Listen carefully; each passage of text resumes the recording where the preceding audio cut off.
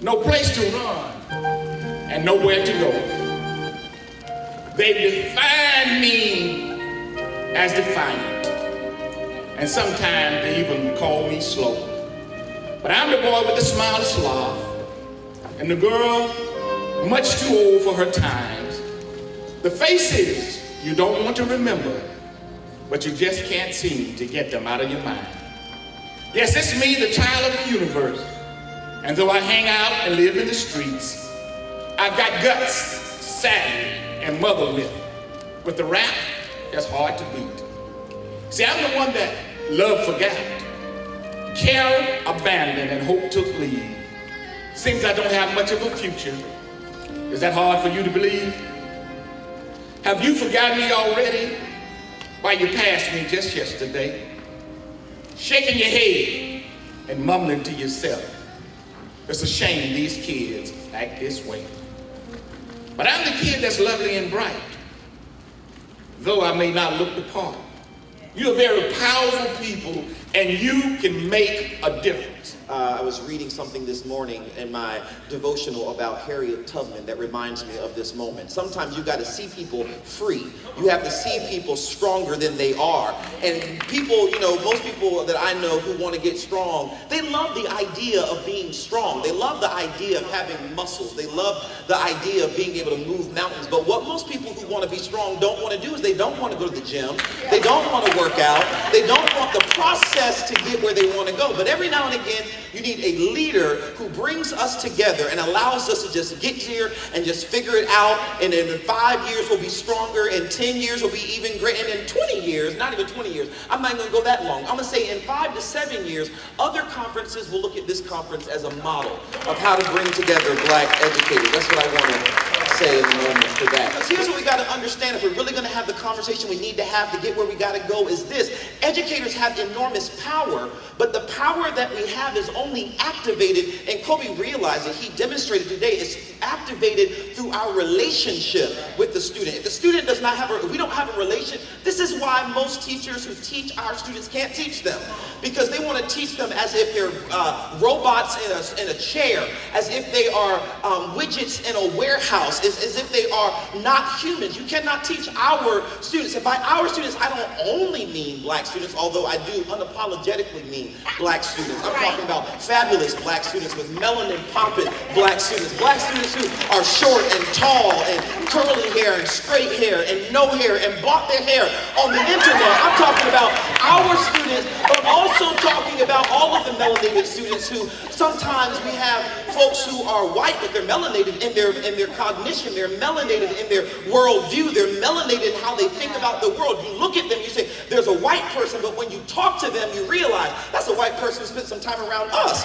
So folks who are like that, some teachers cannot teach because you cannot teach them. I see you, my brother. I see you, melanated white brother over there, right? Yeah, so I tell you, some teachers cannot teach you, cannot teach us because you cannot teach us without relationship. And relationship takes time. Takes time to get to know me. You can't teach me and you don't know my name. You can't teach me. My name is Terrell Lamont Strayhorn. It is not Tyrell. It is not Terrence. It is not Juan. The moment you mispronounce my name and don't take the care to figure it out, I realize you don't care about me. And if you don't care about me, I don't care about you. You don't care about me, I don't care about your worksheet. You don't care. You think I'm going to have to get that work? Not if you don't know me. So, what I think we must understand is that it's not easy to plan a conference. If you ever tried to put something together, a birthday party for your kids, it's hard doing things for us. And so I want to appreciate her for having the vision, and you heard that mentioned, right? Having the vision for this and understanding what we needed. But then she developed a plan. And we all have friends, we all got family members, we all have co-workers that have a vision of what they want to do. They always talk about what they're going to do. But it's another thing to have a plan. A vision without a plan is a hallucination, right? And if you don't understand what it is that you want to do and where you want to go, right, you'll be talking about things for years, and you'll continue to work with people like some of the folks I've worked with over the 31 years that I've been a teacher and principal, people who spend time admiring the problems, right? And that's not what the sister did. What she said is, I'm gonna try to identify a solution. And that's bringing educators together, educators of color, right? Educators from all walks, all life, all backgrounds, right? But celebrating the excellence of educators of color. And so our children go through a lot to be in our presence, right? In many of the communities we work in, the cost of living is going up, the chance of living is going down. But it does not stop those children from taking care of other siblings, giving insulin at night, cleaning up after car parties, and coming into school every day so they can be under our direction and be blessed by us. And so I'm on a mission, folks, to get the educators in my school, but all around this country, to begin to stop majoring in the minor.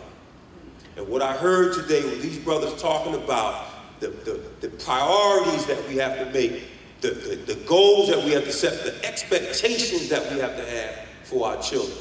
And I started right with my own staff. I said too many times when I saw those kindergarten teachers, when that young man was shocked because he's paralyzed, he's paraplegic, he'll never eat, he'll never go to feed himself, he'll never go to say the ABCs or anything. And the mom had 4 other children. So she's in the hospital 24 hours a day. Those kindergarten teachers went out and bought Pampers and milk and everything, took care of the other children and helped the mom out so she could support her child. That's what we do. That's what we do for our families, but it also helped me to understand how much our children deal with on a daily basis. And then they come in our classrooms and we stress them with the minor things. Instead of being a blesser, we're stressing. And so I'm thinking about all of these things that our children, go through to come, to be in our presence, and how I can inspire my staff to just focus on those children, and then started encouraging them to stop fussing with kids about pencils. Right? There's a brother, Joshua Dickerson, he's a teacher in Georgia, right? Wrote a poem, and the kid says, I woke up, I had to wake myself up early in the morning because we don't have no alarm clock. Brushed my teeth and my hair in the dark because I like saying it. Dug in the dirty clothes hammer because nobody washed my uniform. Woke my little baby sister up for school because our mama ain't home. Got both of us to school early so we can get us a good what? Right? Got us a good breakfast. Made it to class, and the teacher fussed because I ain't got a pencil. Right? This child is basically doing more than we do as adults. And the only thing we can do is focus on the minor. And if your principal won't give you pencils, call me. I will do a Principal L drive-by. Come to your school and make sure your principal give you some pencils to give to those kids. Where the kindergarten people at? Where they? Yeah, special place in heaven. That's right. We already did it. The rest of y'all got work to do. Y'all got work to do, but we get it passed. So I taught kindergarten in Cincinnati, Ohio. When they left me, they were all reading on the 3rd grade level. They knew the multiplication tables of 12, place value to the trillions. Yes, kindergarten. So, that's where I'm from. So I went off to Kansas, got my master's in education administration, and then taught in Topeka Public Schools. There was a job fair, USD 501. They said, we'd love to have some black males, come to our district. And I said, you know what, I'd love to come to your district. I said, but I got one request. And they said, what's that? I said, I need you to send me to the worst performing school in the district. And they said, we can do that, because you don't get no request for that. And the guy there said, and I happen to be the principal of that school. And so his name was Duke Palmer, so I went there. And I said, Mr. Palmer, what grades were you having the most trouble with? And he said, we had a very tough group of kindergartners last year. And I said, huh? He said, yeah, they're moving up to 1st grade, and we had a tough group. We had to suspend a bunch of them. I said, And so we were in a grade level meeting, and with all the teachers, and I said, well, that's what I need you to do, Mr. Palmer. I need you to give me all those kids. Another 1st grade teacher said, he said it and he can't take it back. And so that's what ended up happening. I had to get special permission for the district because I had 28 1st graders and the other 2 1st grade teachers had 14 and 16. But when they left me, they was all reading on the 3rd grade level. Y'all know the multiplication table of 12. Now I'm gonna place value to the trillions. And people say, well, how did you do that? See, these was the lowest performing kids, right? And so what I told them was, I am the luckiest teacher in the district. Because they gave me the smartest kids. Yes, sir. And you guys are the brightest ones. And you know what? When y'all leave here, y'all all gonna be reading on the 3rd grade level. Y'all gonna know your multiplication tables to 12. And you're gonna be helping your brothers and sisters with their homework. So true story. So it's about February. Principal told me, he said, man, Derek and his family, their house caught on fire. He might not be here today. Just let you know. So Derek walks in. I'm like, hey, Derek, hey, how you doing, man? He said, man, our house caught on fire last night. I said, is everybody good? He said, yeah, nobody was hurt, nobody's home. I said, y'all got a place to stay? Yeah, we staying at my auntie's house. Okay, he said, mom, dad, okay, everybody cool? Yeah, we didn't lose that much. Okay. I'm gonna need that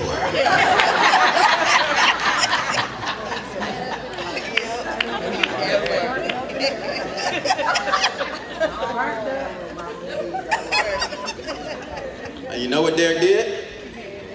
He pulled out his back. He said, I told him, Mr. Wilkins says that he gonna come in there and he ain't gonna carry it at my house. I'm gonna get in there and then he gonna ask me, he said, I'm gonna need that work. And so, you know what, I got it. Is that youngster at an advantage because you're the one that showed up? Is there something about you? Is there something about what you bring every day? Is there something about your commitment to that child? Is there something about your vision for that child? Is there something about your mission toward that child? That this child is in a better place than if somebody else showed up in that position instead of you? I challenge you. Ask yourselves that question every day. Are my students at an advantage because I am their teacher? I'm quite certain that there's somebody in this room right now that is grappling with that question. I say I'm certain because when I'm doing workshops, we get to verbalize the responses, and 100% of the time, there are people in the room that say, you just hit me in my gut, because I really don't know, right? See, you and we're not gonna survey the world and find that out. But you and I have to walk into that classroom with supreme confidence that there is nobody that could do this job better than I can. See, that's gotta be the mindset. There is nobody that could come in here and replace me. There's nobody in here, there's nobody out there that could connect with children the way that I connect. See, that's a mindset. That's an attitude. That's an attitude of winning. That's an attitude of an NBA championship. That's an attitude of a Super Bowl championship. That's an attitude of a Major League Baseball World Series championship.